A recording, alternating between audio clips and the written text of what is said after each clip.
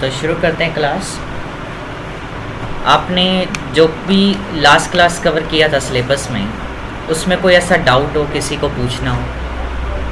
आया अभी तक किसी का कोई डाउट हो? आपने डिस्काउंट पढ़ा, मल्टीप्लिकेशन पढ़ी, मैक्सिमम, मिनिमम, सम और एवरेज। जी बताइए। प्रिंट, हाँ जी, प्रिंट प्रीव्यू।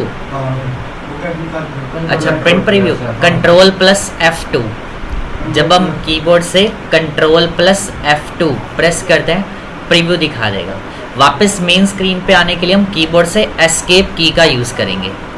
ठीक है, एस्केप की सभी को मालूम होगा, ये वाला बटन सबसे ऊपर ESC लिखा होता है। ठीक है, नेक्स्ट।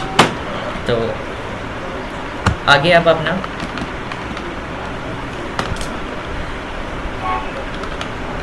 नेम टैब की प्रेस करेंगे।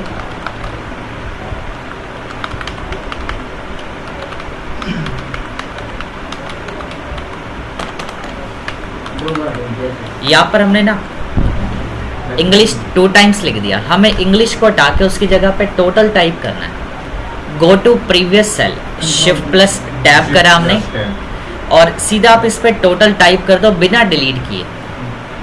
किसी भी सेल में अगर कोई कंटेंट पहले से एग्जिस्ट है और आप उसके ऊपर कुछ भी कंटेंट दोबारा से रीटाइप करते हैं ना, तो लास्ट वाला जो कंटेंट था वो डिलीट हो जाएगा ऑटोमेटिक।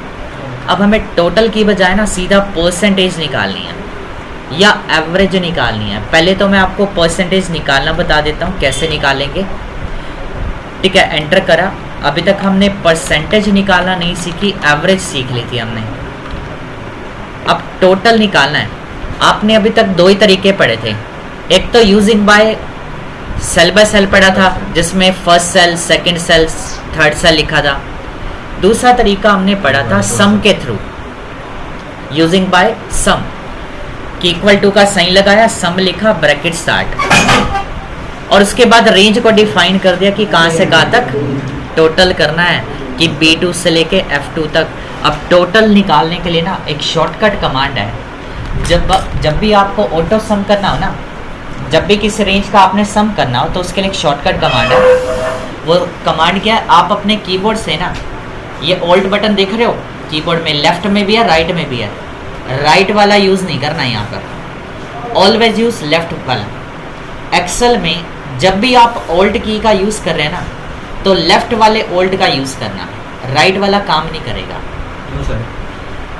वो इसके अंदर फीचर काम नहीं करते। काफ़ी चीज़ें ऐसी होती हैं कि कीबोर्ड में कि आपका लेफ़्ट कंट्रोल या लेफ़्ट ऑल्ट उसको सपोर्ट करेगा या नहीं करेगा, वो तो हमें करते करते भी पता चल जाता है कि हमने इससे नहीं करा, उसके थ्रू करके देख लिया।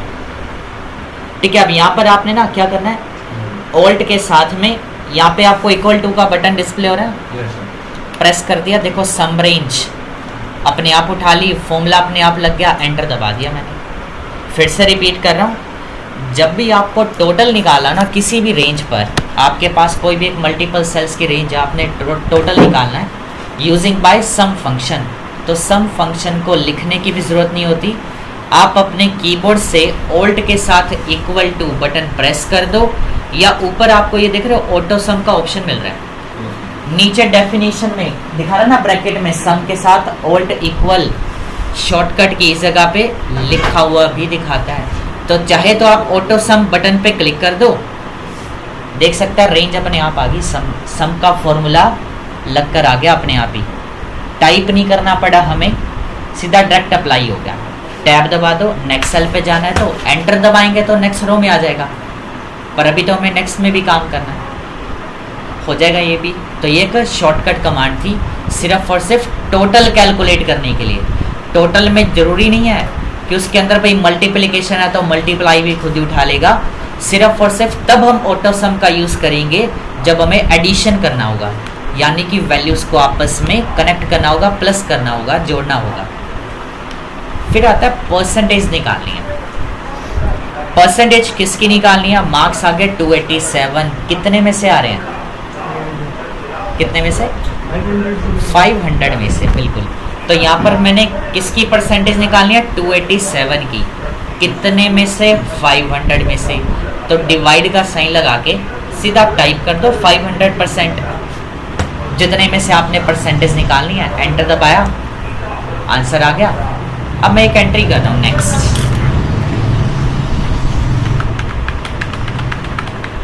सेम फॉर्मूला हमें नीचे वाले सेल पे अप्लाई करना है। एक शॉर्टकट कमांड होती है कंट्रोल प्लस में डी, ड्रैग सेल और लिख सकते हैं आप fill down cell. Shortcut command होती है कंट्रोल प्लस में डी। अब मैं यहाँ पर भी प्रेस करूँगा, मैंने टोटल के नीचे वाले सेल पे जाकर जस्ट एक सिंपल कंट्रोल के साथ में डी प्रेस किया, ड्रैग हो गया, सेम फॉर्मूला लग कर आ गया। और चेक करने के लिए आप क्या करते हैं, फॉर्मूला चेक करना हो तो F2 प्रेस किया, फॉर्मूला एडिट करके देख सकते हैं कि फॉर्मूला क्या लग कर आ रहा है। या बिना एडिटिंग करे भी हम, अगर हमने किसी भी सेल का फॉर्मूला चेक करना हो कि उसमें क्या फॉर्मूला लगा हुआ है, तो उस सेल पे क्लिक करने पे यहाँ पे फॉर्मूला बार में भी दिखा देगा कि उसमें फॉर्मूला क्या है। ऐसे ही नेक्स्ट में भी सभी में काम करेगा। ये तो कंट्रोल डी है, ये तो किसी भी चीज़ को ड्रैग कर लो। अब जैसे यहाँ पे मैंने 67 नंबर डिलीट कर दिया, मैंने इसमें एसएस के नीचे सेल पे क्लिक किया, ऊपर क्या लिखा 54। हम चाहते हैं सेम नीचे अमाउंट देनी है, कंट्रोल डी दबा दो, सेम अमाउंट आ गया। मैंने यहाँ पर रखा नेम लिखा है राम, कंट्रोल डी दबा रहा हूँ, नीचे भी राम आ जाएगा। अगर टैक्स है तो टैक्स आएगा, मैंने वैल्यू लिखी, कंट्रोल डी दबाया तो वैल्यू। अगर फॉर्मूला है तो फॉर्मूला, अब इस सेल में हमने फॉर्मूला लगाया था ना, मैंने कंट्रोल डी दबाया तो देखो फॉर्मूला अप्लाई होके आ रहा है। तो क्या नेक्स्ट में भी अप्लाई होके आएगा? बिल्कुल आएगा और आंसर आ जाएगा। हाँ जी, आंसर करेक्ट निकल कर आएगा या नहीं आएगा? नहीं आएगा। क्यों नहीं आएगा? क्या करा हमने? हाँ जी बिल्कुल। तो यहाँ पर हमने ना ऊपर एक मिस्टेक करी थी। जब भी हम किसी भी वैल्यू को लिखकर कोई भी रैंडमली कोई भी डिजिट उठा लो, मैंने यहाँ पे अगर 22 लिखा है, अगर मैं इस सेल वैल्यू को ड्रैग करता हूँ नीचे, चाहे माउस से चाहे कीबोर्ड से, तो वैल्यू तो सेम ही आएगी। चाहे टेक्स्ट ही क्यों ना, टेक्स्ट भी सेम आ जाएगा कि हमने राम लिखा था, इसको अगर मैं ड्रैग करूँगा तो सभी में राम ही आ जाएगा फिर ड्रैग करने पर। अगर फॉर्मूला होगा तो फॉर्मूला भी ड्रैग हो जाएगा। बट अगर आपने फॉर्मूला सेल में ना अगर वैल्यू टाइप करी है, यहाँ पे देखो 287, ये तो इसकी टोटल अमाउंट है ना। अब आपने जब इसको ड्रैग किया तो ये भी तो सेम दिखा देगा। तो कभी भी सेल में जब भी आप फॉर्मूला अप्लाई कर रहे हैं ना, किसी भी सेल वैल्यू पे जब भी कोई कैलकुलेशन करते हो तो वैल्यू को मत उठाओ। जिस सेल में आपकी वैल्यू आपने टाइप कर रखी है उस सेल का एड्रेस पिक करेंगे, यानी कि 287 को नहीं उठाना। और अगर हम इसको क्या करते हैं कि अगर जैसे नंबर अगर मैं चेंज करता हूँ, मैंने 98 कर दिए, टोटल अमाउंट तो बदल गई, तो परसेंटेज तो अभी भी उतनी की उतनी है, वो तो अपडेट ही नहीं होगा। तो इसलिए हमेशा सेल का एड्रेस पिक करेंगे। और अब एड्रेस लिखने के लिए ना सीधा आप क्लिक भी कर सकते हैं वैल्यू को डिलीट करके। अब आप इसको ड्रैग कर सकते हो। अब देखो आंसर बिल्कुल करेक्ट आएगा। हमने सेल को रीड कराना होता है, वैल्यू तो अपने आप ही पढ़ लेगा। और फिर एक फ़ायदा ये भी होगा कि अगर अमाउंट बाद में बदल भी जाएगी तो आंसर भी ऑटोमेटिक अपडेट हो जाएगा। Formula works on sale address, formula काम करता है सेल एड्रेस पर, ना कि वैल्यू पर। वैल्यू पे अप्लाई करने का मतलब सिर्फ वन टाइम के लिए आंसर आएगा, वो फिक्स हो जाएगा, फिर बार बार अपडेट करना पड़ेगा। और एग्ज़ाम्स में कभी भी ये मेथड हमें यूज़ नहीं करना होता, पर्सनल यूज़ के लिए भी नहीं, कोई भी रिकॉर्ड बना रहे हो तब भी नहीं करेंगे आप। ये तो जस्ट एक रफ कैलकुलेशन के लिए यूज़ होता है, एक रफ बिना रिकॉर्ड बनाए आपने किसी भी अमाउंट का। जैसे अब आप कोई ऑनलाइन ना फॉर्म फिलअप कर रहे हैं, अब उसमें परसेंटेज पूछ ली कि भी आपकी 12वीं में कितनी परसेंटेज आई थी। अब मेरे को तो सिर्फ टोटल नंबर याद है अपने कि मेरे टोटल कितने नंबर आए थे 500 में से। मैंने यहाँ पर लिख दिया कि इक्वल टू कितने में से आए, डिवाइड कर दिया। 5 सब्जेक्ट हैं तो भाई 500 से डिवाइड करके गुना में 100 कर दो या परसेंट का साइन लगा दो, एंटर कर दिया। मैं तो इतने आए थे बस। अब परसेंटेज और किसी को ध्यान नहीं रहती, बट हर एक सब्जेक्ट की वैल्यू तो ध्यान नहीं रहती है। अब ये तो ध्यान रह ही जाता है कि टोटल अमाउंट। तो इस तरीके से, या आपने कॉलेज में जैसे जाकर स्टडी करी कंप्लीट, अब आपके नंबर आ गए 1850, कितने में से आए? मान लो कि अगर आप जैसे 6 सेमेस्टर है, अगर हर एक सेमेस्टर में 6 सब्जेक्ट हैं, तो यानी कि 1850 नंबर है जो कितने में से आ रहे हैं? कितने में से आएंगे? 6 सेमेस्टर है और हर 36 हो गए, 6 गुना 6, ठीक है। हर सेमेस्टर में 6 सब्जेक्ट है, तो टोटल 6 सेमेस्टर है तो 36 अपने आप ही हो गए। तो यहाँ पे आप 3600 में से परसेंटेज निकाल देना,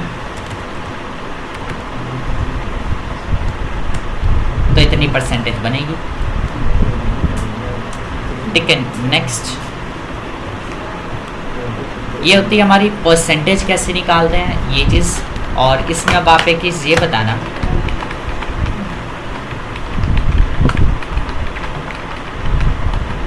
मुझे ना टोटल का कॉलम डिलीट करना है इसमें से और परसेंटेज निकालनी है, बट टोटल का कॉलम बनाए बिना ही हमें परसेंटेज का कॉलम कैलकुलेट करना है। अभी तो हमने क्या करा, परसेंटेज निकालने के लिए सीधा सेल का एड्रेस पिक कर लिया टोटल अमाउंट का, क्योंकि हमारे टोटल अलग से दे रखा है, तो हमने सेल का एड्रेस उठा लिया और अपॉन में 500% कर दिया, परसेंटेज निकल कर आ गई। क्या होगा कि अगर मैं इस कॉलम को डिलीट कर दूँ, डिलीट करने के लिए हम इसके कॉलम के नेम पर राइट क्लिक करके डिलीट करेंगे, कॉलम डिलीट हो गया। अब परसेंटेज तो दिखाएगा नहीं क्योंकि रेफरेंस ही हमने डिलीट कर दिया, तो फॉर्मूला भी दोबारा अप्लाई करना पड़ेगा। बता सकते हैं कैसे निकलेगी अब परसेंटेज? किसी को पता हो, आइडिया हो? एक ही सेल में कंप्लीट करना है फॉर्मूला, क्या करेंगे? इक्वल टू सम, यस, आगे B2 कॉलन F2। अब देखो परसेंटेज निकालने के लिए सबसे पहले हमने क्या किया था, टोटल कैलकुलेट किया था। अब हमारे पास टोटल का कॉलम अलग से हमने डिज़ाइन नहीं करना, एक ही सेल में सीधा पहले क्या करेंगे, पहले टोटल ही निकालेंगे, B2 कॉलन F2, आगे क्या करेंगे, सेम डिवाइड बाय में कितने परसेंट, 500%, एंटर कर दिया, परसेंटेज आ गई। सेम नीचे चाहिए कंट्रोल D, लिखना हो आपने लिख सकते हैं इसको, जिसको भी राइट डाउन करना कर सकते हैं।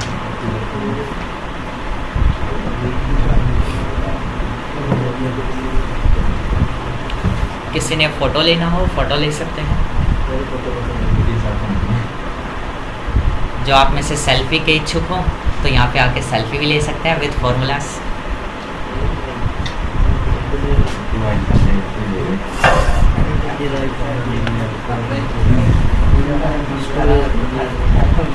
स्ट्रीक्स लगाएंगे फिर आप, या स्टोरी लगाएंगे, क्या कुछ?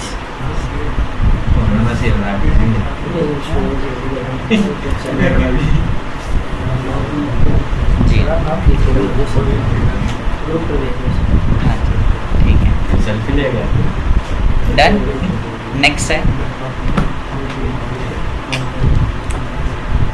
परसेंटेज, जी हाँ।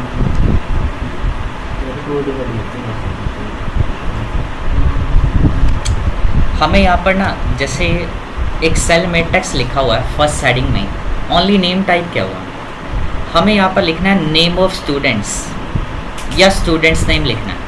मैंने सीधा टाइप करना स्टार्ट कर दिया, स्टूडेंट्स, स्पेस दिया, नेम लिखा आगे, एंटर करते ही टेक्स्ट हमारा ना कट हो जाता है। अब क्योंकि टेक्स्ट की लेंथ ज़्यादा है और कॉलम की विड्थ एक लिमिटेड सी आपको मिलती है, फिक्स मिलती है कि पहले से इतनी तो मिलेगी। बाकी ये चीज़ ऑप्शनल है कि भाई अगर हमें चेंज करनी है, बढ़ानी है या कम करनी है, वो भी ऑप्शन होता है। फिलहाल बढ़ाते कैसे हैं वो देखते हैं। अगर टेक्स्ट लेंथ ज़्यादा हो, कॉलम की कम हो, तो ऐसे में अगर आपको कॉलम की विड्थ इंक्रीज़ करनी हो तो जिस कॉलम में आपने टेक्स्ट लिखा है ना, उसी कॉलम की नेम के जो राइट वाली बॉर्डर होती है ना, अब कॉलम का नेम कहाँ पे लिखा होता है, जैसे सबसे ऊपर ABCD, ये सभी हमारे कॉलम्स के नेम हैं।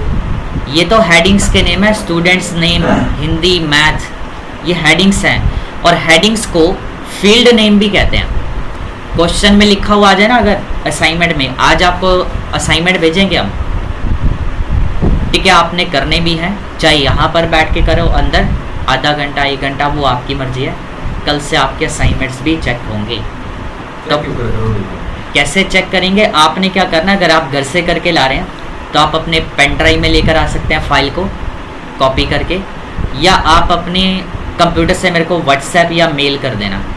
यहाँ पर मैं डाउनलोड करके और स्क्रीन पर चेक करूँगा आपकी कल। हाँ जी, चेक ग्रुप में भेज देना आप फाइल। ग्रुप बना दिया है आपका, आप उसमें चेक करना। कोई रह गया तो बता दो अभी भी, फिर भी। और अभी क्लास के बाद ना फिर ज्वाइन होके जाना ग्रुप में अपना, ठीक है। नेक्स्ट आगे है, ठीक है, क्लास के बाद ज्वाइन होके जाना फिर, अगर जो भी नहीं हुआ है, ठीक है। नेक्स्ट पॉइंट है, अब जैसे हमने यहाँ पे स्टूडेंट्स ने भी लिखा, अब टेक्स्ट हमारा सेल से बाहर जा रहा है, कट हो गया, तो आपने यहाँ पर क्या करनी है, विड्थ इंक्रीज करनी है जिस भी कॉलम की, उसके नेम के ना राइट वाली बॉर्डर एज पे, राइट वाली बॉर्डर एज पे डबल क्लिक कर देना। जैसे ही डबल क्लिक करा, ऑटो फिट होगी कॉलम की width. Double click on column line to auto fit column width. किसी भी कॉलम की नेम के राइट वाली बॉर्डर एज पे जब आप डबल क्लिक करते हैं ना, तो ऑटो फिट होती है। मैंने अंडू करा, कंट्रोल Z, वापस पहले जैसा हो गया। अगर मेरे को अपनी मर्जी से इसको कम ज़्यादा करना हो, ठीक है, तो आप इस पे क्लिक दबा के मैनुअली इसको आप ड्रैग कर दो, क्लिक दबा के कितना खींचना है तो आप ड्रैग भी कर सकते हो। क्लिक होल्ड करेंगे, कब क्लिक करना है, जब आप कॉलम नेम की राइट वाली बॉर्डर पे माउस लेके जाते हैं तो एक टू साइडेड एरो दिखा रहा है प्लस की शेप में, तो इस टू साइडेड एरो पे लेफ्ट बटन से आपने क्लिक दबा के रखना है और माउस को लेफ्ट राइट करना है। हमने इतना कर दिया, स्टूडेंट्स नेम पूरा आ गया अब यहाँ पे। या हम ये चीज़ चाहते हैं कि नेम वर्ड नीचे लिखा हुआ आ जाए, स्टूडेंट वर्ड ऊपर रह जाए। फॉर एग्जाम्पल अगर मैं आपको शो करूं,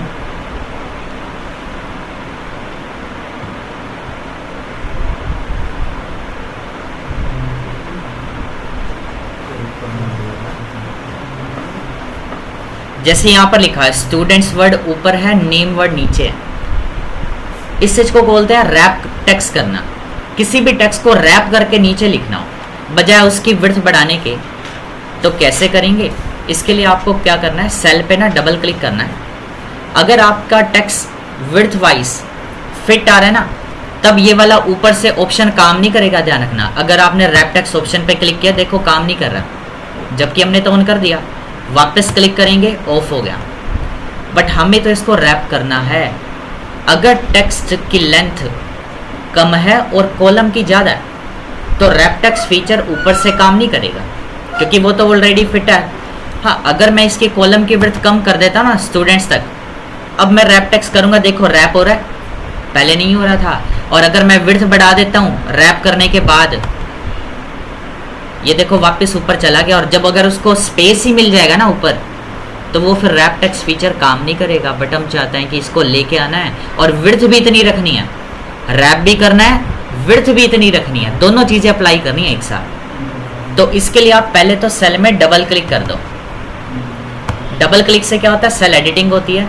किसको नीचे लेके जाना है, नेम को, तो नेम के स्टार्टिंग पे कर्सर रखेंगे। ध्यान रखना स्टूडेंट्स के आगे कर्सर नहीं होना चाहिए, यहाँ पे नेम से पहले होना चाहिए, एन से पहले। और अब आप अपने कीबोर्ड से ना ऑल्ट प्लस में एंटर, रैप टेक्स्ट की शॉर्टकट कमांड होती है, और लेफ्ट वाला ऑल्ट दबाना है। ऑल्ट के साथ एंटर प्रेस किया, देख रहे हो आ गया नीचे, यहाँ पर एंटर दबा दिया। फिर से रिपीट करूँगा, मुझे यहाँ पे सेकंड सेल में लिखना है marks in Hindi, marks in space दिया। अब जो हिंदी वर्ड है ना, हमें नीचे लेके आना, तो लिखने से पहले ही आप दबा दो। फिर जरूरी नहीं कि बाद में ही करना है, आप पहले भी कर सकते हो। अब मैं सीधा ऑल्ट एंटर दबा रहा हूँ, कर्सर नीचे चला गया, रैप होके हिंदी लिखा, टैब दबाया, रैप हो गया। फिर लिखा मार्क्स इन, लिखने के बाद फिर से मैं ऑल्ट बटन यहाँ से दबाया और एंटर दबा दिया। फिर यहाँ पर हमने टाइप कर दिया इंग्लिश, टैप कर दिया। तो इसको बोलता है टेक्स्ट रैपिंग। तो रैप टेक्स्ट करने के लिए आप ऑल्ट प्लस एंटर, और अगर आप डायरेक्ट करते हैं ना ऑल्ट एंटर लिखने के बाद में, तो काम नहीं करेगी कीबोर्ड से, बीच में कर्सर लाना पड़ता है, जहाँ से रैप करना है आगे कर्सर क्लिक करना पड़ेगा। और अब हमें यहाँ पर वापस नॉर्मल करना है, मैंने नॉर्मल टाइप कर दिया फिर से।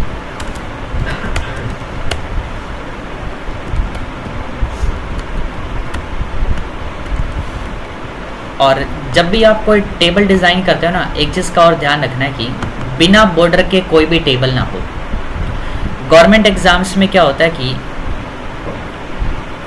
इससे पहले मैंने 2 बार देख चुका हूँ, हमारे सेंटर से ही 2 स्टूडेंट ऐसे थे जिन्होंने गवर्नमेंट एग्ज़ाम दिया और बॉर्डर नहीं दी थी। पर बात ये 2022 दिसंबर की है, उनका एक एग्ज़ाम था सीपीटी का, और जब वो मेरे पास 1-2 महीने बाद आए रिज़ल्ट में, बच्चों ने अपनी आरटीआई लगाई थी, उसमें बिना बॉर्डर के ना उनको 0 नंबर्स दे रखे थे, 0 मार्क्स मिले हुए थे। अगर आप एक्सेल में कोई भी रिकॉर्ड बना रहे हैं और गवर्नमेंट एग्ज़ाम्स में ख़ास तौर पे बिना बॉर्डर के कोई भी टेबल नहीं होनी चाहिए आपकी, ठीक है। तो इसको बॉर्डर कैसे देंगे? सिलेक्ट करने पर यहाँ पे बॉर्डर ऑप्शन पे जाकर यहाँ से आप ऑल बॉर्डर कर देना, बॉर्डर आ गई। ध्यान रखना बॉर्डर इसमें कंपलसरी होती है, चाहे वो कहे या ना कहे। एग्जाम्स के अंदर असाइनमेंट जितने भी अब आपको मिलेंगे, ध्यान रखना आपने। अगला ऑप्शन है, हमें फर्स्ट नंबर रो के ऊपर एक नई रो ऐड करनी है अलग से, जिसके ऊपर हमें ना टाइटल क्रिएट करना है, रिजल्ट ऑफ 10th क्लास, या जैसे यहाँ पर लिखा हुआ है स्टूडेंट्स रिजल्ट 2024। तो कैसे बनाएंगे? ऊपर ब्लैंक करो, जिस भी रो से पहले जब भी आपको एक नई रो ऐड करनी हो, आप उसी की रो नंबर पे, अब रो नंबर कहाँ पे लिखे होते हैं? लेफ्ट में, न्यूमेरिकल में। तो मुझे तो फर्स्ट नंबर से पहले चाहिए, तो रो नंबर 1 पे राइट क्लिक किया, ऑप्शन आएगा इंसर्ट का, रो ऐड कर दी। जिसके बाद अब आपने क्या करना है? सेलेक्ट करा फर्स्ट सेल से लेकर लास्ट सेल तक जितनी आपकी हेडिंग है, ठीक है। और इसको क्या करना है? आपस में कंबाइन करना है, टू मर्ज द सेल्स, ठीक है। क्लिक करेंगे, अब इन सभी मल्टीपल सेल को आपस में कंबाइन कर दिया, टाइटल भी लिख दिया, result of 10th class, enter कर दिया। अब 10th में ना जो TH लेटर है, हम इसको पावर भी बनाना है, स्केयर बनाना है। पहले तो सेल में डबल क्लिक करेंगे सेल एडिटिंग के लिए, उसके बाद T और H को सिलेक्ट करके, ओनली T और H को सिलेक्ट करना है डबल क्लिक करके। उसके बाद यहाँ से आपने फॉन्ट सेटिंग पे जाकर, फॉन्ट सेटिंग्स पर जाके आपको नीचे इफेक्ट्स मिलेगा, टेक्स्ट इफेक्ट में सुपरस्क्रिप्ट और एक होता है सबस्क्रिप्ट। सुपर में ऊपर आ जाएगा, सबस्क्रिप्ट में नीचे, बेस लाइन से ऊपर या नीचे, ओके कर दिया। 10th में TH ऊपर चला गया, दोबारा से एंटर दबा दो, अप्लाई हो गया। एक्सेल में इसकी कोई शॉर्टकट नहीं होती, वर्ड में होती है। मैंने यहाँ पर एक लिखा क्लास, मेरे को यहाँ पे लिखना 8th, फिर 9th, फिर ऐसे 10th भी लिखना है, 11th भी लिखना है, 12th भी लिखना है, और सभी के अंदर मेरे को ना TH ऊपर चाहिए।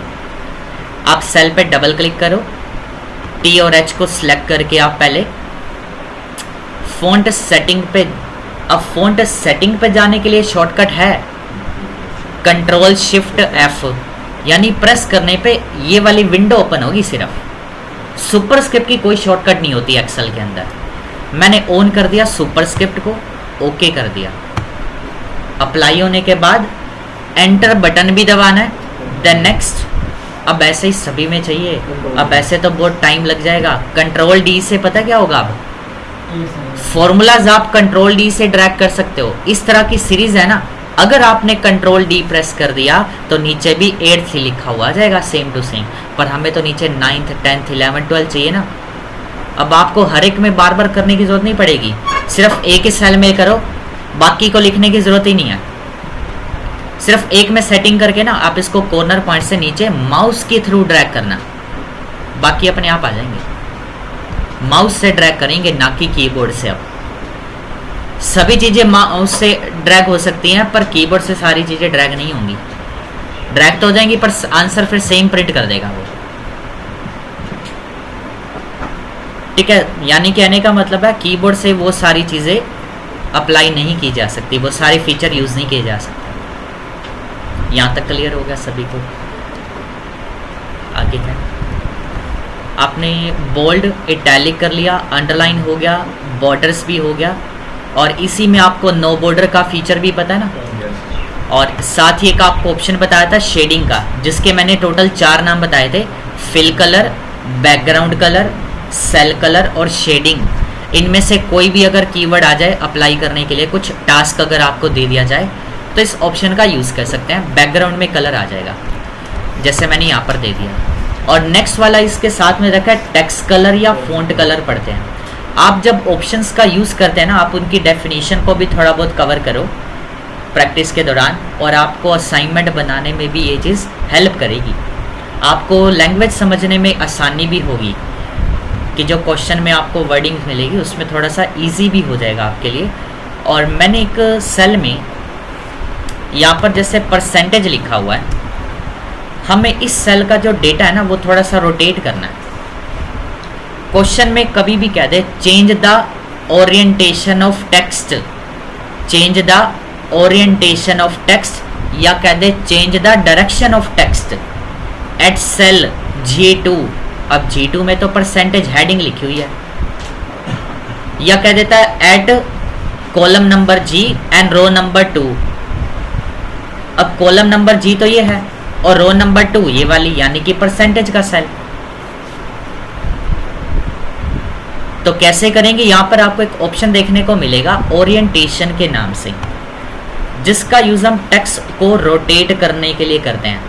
कई बार आता है चेंज द ओरिएंटेशन, कई बार कहता है कि रोटेट द टेक्स्ट। अगर कहते हैं ना रोटेट द टेक्स्ट या ओरिएंटेशन ऑफ टेक्स्ट, तो आप इस ऑप्शन का यूज करेंगे। एंगल काउंटर क्लॉकवाइज करा या क्लॉकवाइज, या इसमें वर्टिकल वापस गए। रोटेट टेक्स्ट अप भी है, डाउन भी है। इनमें से पांचों में से कोई भी ऑप्शन आ जाए तो यहाँ से आप क्लिक कर सकते हैं। उसी ऑप्शन पे वापस क्लिक करने पे नॉर्मल कर सकते हो।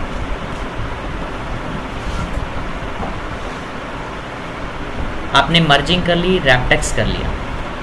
अब इसमें परसेंटेज में आपने लास्ट क्लास में भी पढ़ा था टू इंक्रीज और डिक्रीज डेसिमल। अगर आपको पॉइंट के बाद की जो डेसिमल वैल्यूज हैं पॉइंट के बाद वाली, अगर उसको रिड्यूस करना हो तो क्वेश्चन में क्या क्या आ जाता है कि एक तो आता है कि apply the zero, calculate the percentage with 0 decimal. अगर क्वेश्चन में कह रहा है कि calculate the percentage with 0 decimal place, तो पॉइंट के बाद जितनी भी वैल्यूज हैं आपने यहाँ से रिमूव करनी है डिक्रीज डेसिमल पे जाकर। या इसकी जगह पे अगर आपको कह दे कि, अगर इसकी जगह पे आपको ये कह दे कि राउंड ऑफ द डेसिमल, कई बार क्वेश्चन में लिखा आता है राउंड ऑफ द डेसिमल, या कह देता है राउंड फिगर में जो शो करनी है calculate the percentage with 0 decimal, या राउंड फिगर में कह दे या राउंड ऑफ कह दे, तो इन तीनों का मतलब एक ही है।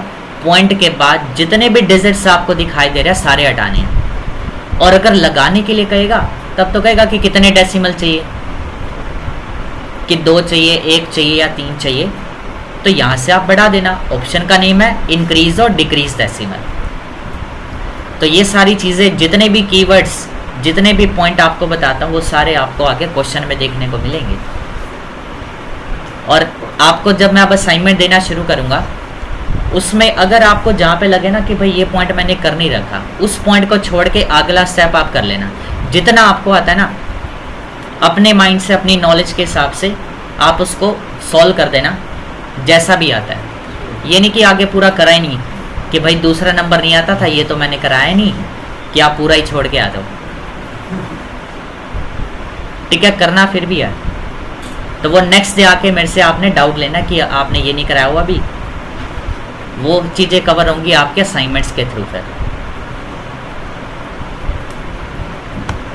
ठीक है, क्लियर है यहाँ तक? असाइनमेंट में आपको थोड़ा सा दिखा देता हूँ कि किस तरीके की होती हैं असाइनमेंट्स। देखो, जब आपको आज मैं असाइनमेंट भेजूँगा इसमें ना आपने एक तो टाइमिंग भी अपनी नोट करनी है, टाइमर लगा लेना। ये ना हो कि भाई टाइमर तो लगा लिया कि भाई बार बार मैसेज आ रहा है इंस्टाग्राम पे, वो मैसेज आ गया उसका, ठीक है ना, कभी इसका कभी उसका।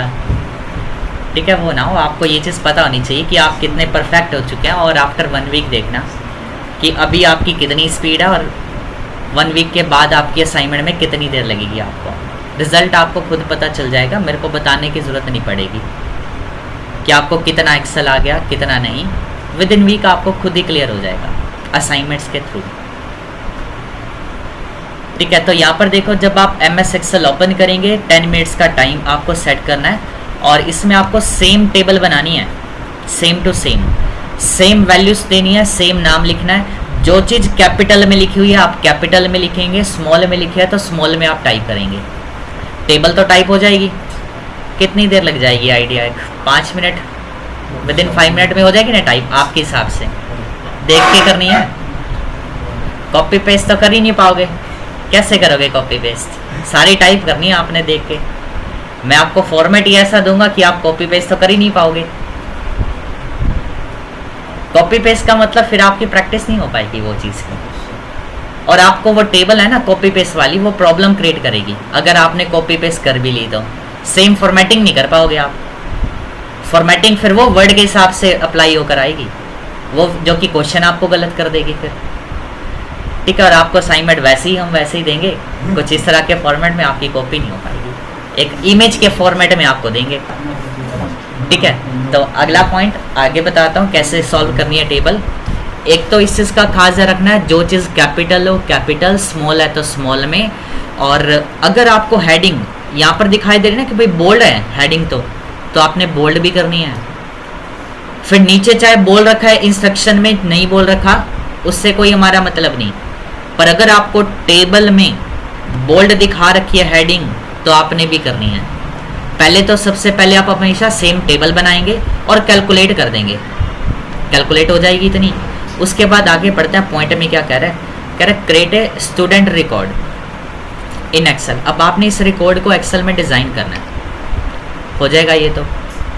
और उसके बाद कह रहा है now calculate the total and average using appropriate function, यानी कि एक उचित फॉर्मूले का यूज़ करके, एक सही फंक्शन का यूज़ करके, एक सही फॉर्मूले का यूज़। अब वो तो हमें पता होगा, हमने पढ़ा होगा। अब आप टोटल की जगह एवरेज कर दो, एवरेज की जगह टोटल लगा दोगे, वो तो गलत हो जाएगा ना भाई। अब टोटल निकालना है तो इसका मतलब यहाँ पे सम है या एवरेज है या मैक्सिमम है मिनिमम है, वो तो हमें पढ़ा होगा, तो हम उसी के अकॉर्डिंग अप्लाई करेंगे। जो चीज़ की रिक्वायरमेंट है अपनी नीड के हिसाब से करेंगे ना, वो तो हम कि जो चीज़ रिक्वायरमेंट है उससे अकॉर्डिंग यहाँ पर भी अप्लाई करेंगे। फॉर एग्जांपल के लिए जैसे अब हिंट भी दे दिया, डिपेंडिंग ऑन योर नीड, ये तो आप पे डिपेंड करता है कि आपको क्या फॉर्मूला लगाना है और कैसे कैलकुलेट करना है। ठीक है, और उसमें लाइक आपको टोटल एवरेज कुछ भी निकालना है, you could use the sum function to calculate the total marks. अब आपको टोटल निकालना है तो आप इसके लिए सम का यूज़ कर सकते हैं, और हाईएस्ट एंड लोएस्ट भी निकालना है। इसके बाद तीसरे में कह रहा है टेबल बनाने के बाद जब आप टोटल भी निकाल लेंगे, एवरेज भी निकाल लेंगे, इसके बाद आपको 2 कॉलम और बनाने हैं।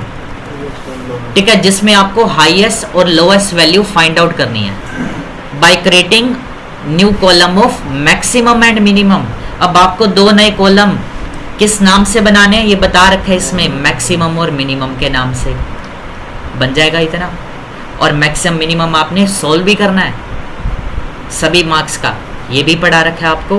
और bold the text in all field, field का मतलब हेडिंग्स होता है, मैंने ब्रैकेट में लिख भी दिया इसलिए, क्योंकि जरूरी नहीं कि आगे आपको लिखा हुआ मिले। फिर ये तो फर्स्ट असाइनमेंट था, जैसे आप कोई गेम इंस्टॉल करते हैं कई बार उसमें इंस्ट्रक्शन गाइड करता है, वैसे ही मैंने यहाँ पर अभी कुछ चीज़ें आगे भी थोड़ी बहुत आपको मिलेंगी ऐसी ऐसी। ठीक है, हेडिंग्स यानी कि आपकी फील्ड नेम क्या करनी है, बोल्ड करनी है। साथ ही कह रहा है कि change the page orientation, landscape करनी है। एक होता है पोर्ट्रेट ऐसे वर्टिकली और दूसरा होता है लैंडस्केप। एक्सेल हो चाहे MS वर्ड हो, पेज ओरिएंटेशन पेज सेटिंग का पार्ट होता है। ऑप्शन आता है पेज लेआउट में ही ओरिएंटेशन, पोर्ट्रेट होता है डिफॉल्ट में। लैंडस्केप क्या रखा है तो क्लिक कर देंगे लैंडस्केप पे एक्सेल पे जाके, नेक्स्ट ऑप्शन है। उसके बाद कह रहा है save the Excel file with an appropriate name, यानी आप अपने अकॉर्डिंग आप उसको नाम दे सकते हो यहाँ पे, ताकि आप इजीली एक्सेस कर पाएँ, उसको फाइंड आउट कर पाएँ। फाइल को सेव करना सभी को आता है, बता देते हैं। फिर भी आपने जैसे भी ये वाली फाइल बना ली। ठीक है, बनाने के बाद अब इस फाइल को सेव करना है। कैसे करेंगे? यहाँ पे हम फाइल मेन्यू पे क्लिक करेंगे। अगर आप MS Excel 2007 वर्जन यूज कर रहे हैं ना, तो यहाँ पे आपको फाइल की जगह पे ऑफिस बटन बना हुआ मिलेगा। बस इसमें आपकी अगर फाइल फर्स्ट टाइम सेव हो रही है ना, तो वैसे हम सेव एज करते हैं, और सेव एज की शॉर्टकट होती है F12। सेव एज की शॉर्टकट होती है F12 की शॉर्टकट कमांड होती है। तो मैं यहाँ पे अपने कीबोर्ड से ना F12 दबा देता हूँ, जिसके बाद यहाँ पे सेव एज की विंडो ओपन होगी। अब यहाँ पे फाइल का नेम पूछ रहा है कि क्या देना है। मैंने यहाँ पे अपना नेम दे दिया। कहाँ पर सेव हो रही है फाइल? डॉक्यूमेंट्स में। कैसे पता चलेगा कि डॉक्यूमेंट में हो रही है डेस्कटॉप पे? और बहुत बार क्वेश्चन में लिखा भी आता है save your file eight desktop. तो डेस्कटॉप पे कैसे सेव करेंगे और पता कैसे चलेगा कि डेस्कटॉप पे हो रही है या नहीं? ये जो सेकंड नंबर रो है ना, इसको कहते हैं एड्रेस बार, जहाँ पे आपको फाइल की लोकेशन दिखाता है। अभी दिखा रहा है डॉक्यूमेंट में सेव हो रही है, हमें करना है डेस्कटॉप पे। यहाँ से आप सिलेक्ट कर लो साइड में से, और अगर पहले से आपको लोकेशन यहाँ पे डेस्कटॉप लिखी हुई मिल रही है, तो सिंपल आपने यहाँ पे जो भी नेम रोल नंबर देना है, तो रोल नंबर भी दे दिया, और नीचे से मैंने सेव कर दिया। अब जो फाइल को नाम दिया था ऊपर टाइटल बार में भी आ गया। अगर हम इसको क्लोज भी करेंगे ना, तो देखो यहाँ पर ये फाइल डेस्कटॉप पे आ गई। अब डबल क्लिक करके ओपन कर सकते हैं, ओपन होगी। First assignment complete. क्या ये 10 मिनट में पॉसिबल है? लग रही है कुछ हो जाएगी। ठीक है, अपना टाइम नोट करना, और ये ना हो कि भाई 10 मिनट की बजाय 20 में बन गई है तो 20 बता नहीं रहे आप।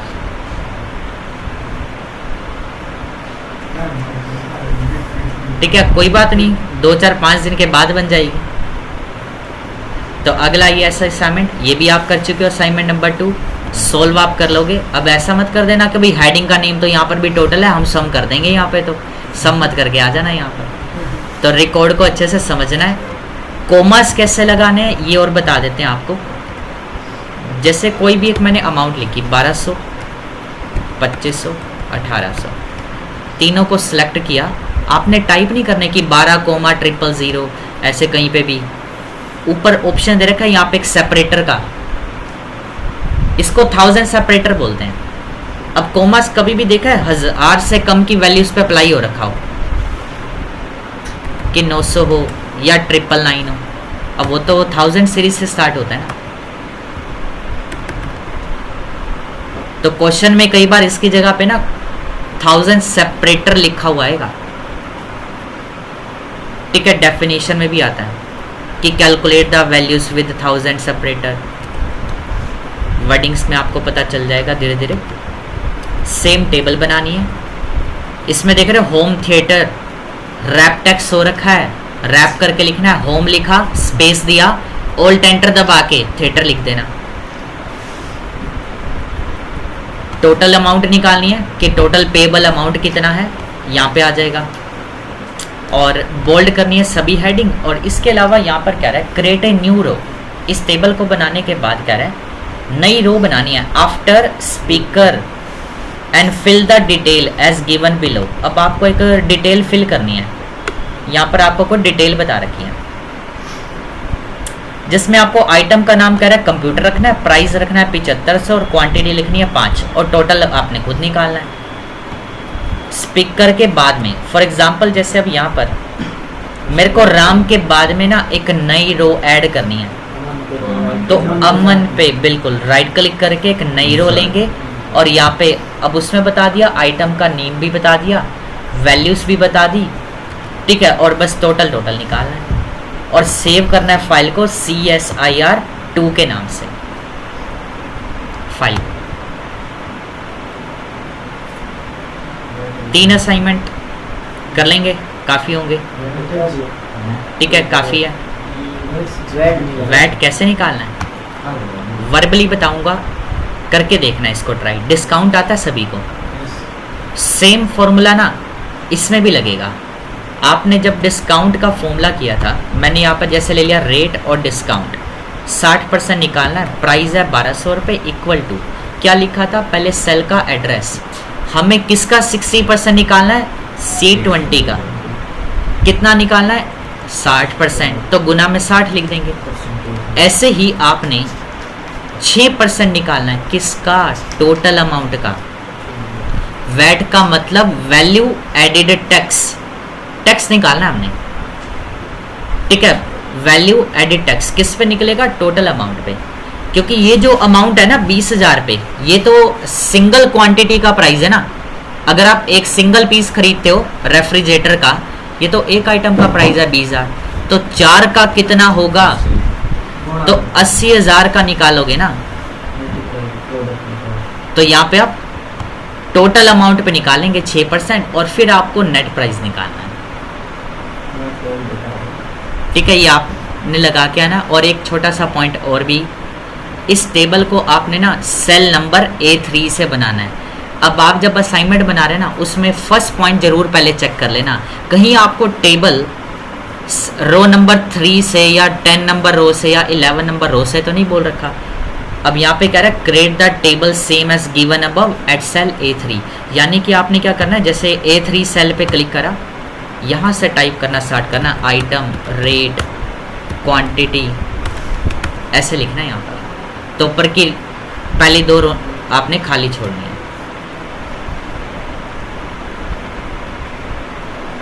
ठीक है। तो आपने ये करना है, पहले 3 असाइनमेंट्स हैं, टाइम नोट कर लेना, ठीक है। अंदर आप प्रैक्टिस करना चाहो कर सकते हैं, और आपको मैं असाइनमेंट्स भेज रहा हूँ, और जो ग्रुप में नहीं है ऐड होके जाना, ठीक है।